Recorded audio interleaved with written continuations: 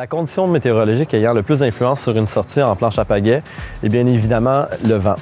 Que ce soit en force ou en direction, il est toujours préférable, surtout sur des grands plans d'eau, de connaître les prévisions météorologiques afin d'estimer le niveau de difficulté d'une sortie. Petit conseil d'expérience, lors d'une première sortie sur un plan d'eau qu'on connaît moins, il est judicieux de connaître l'orientation spatiale du cours d'eau, que ce soit un lac ou une rivière, afin de mieux comprendre l'influence du vent sur notre trajectoire. Habituellement, des vents inférieurs à 15 km/h sont généralement acceptables en termes de niveau de difficulté. Lorsqu'on passe de 15 à 30 km/h, les conditions commencent à devenir relativement plus difficiles, tout dépendant de la trajectoire du vent. Et au-delà de 30 km/h, généralement, on se retrouve dans des conditions qui sont moyennement difficiles à difficiles. On doit aussi considérer qu'avec le vent, il vient des vagues, donc de l'instabilité, ce qui va nous faire dépenser plus d'énergie. L'effort imposé sur le corps va avoir tendance à nous fatiguer plus rapidement. C'est pourquoi l'usage de la position à genoux devient importante, et surtout dans des situations où on doit revenir vers la rive.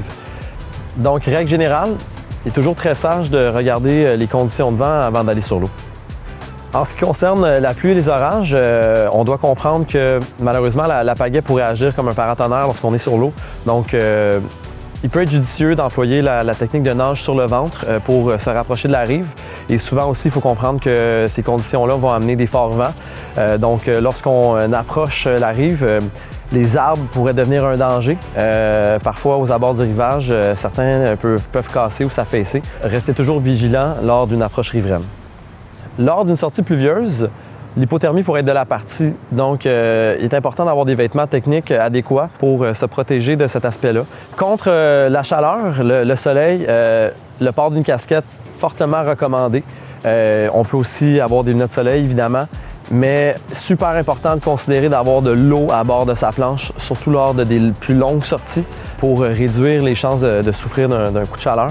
Dans les circonstances ensoleillées ou très chaudes, le port d'une veste de taille certifiée, qui est une veste compacte, va aussi améliorer notre niveau de confort plutôt que d'avoir une veste traditionnelle. Donc, bien évidemment, on peut aussi porter des vêtements qui nous protègent des rayons UV. Ça pourrait aussi augmenter notre niveau de confort. En somme, dans tous les types de conditions, on veut se protéger des éléments pour conserver un niveau de confort acceptable et rester en bonne forme tout le long de notre sortie.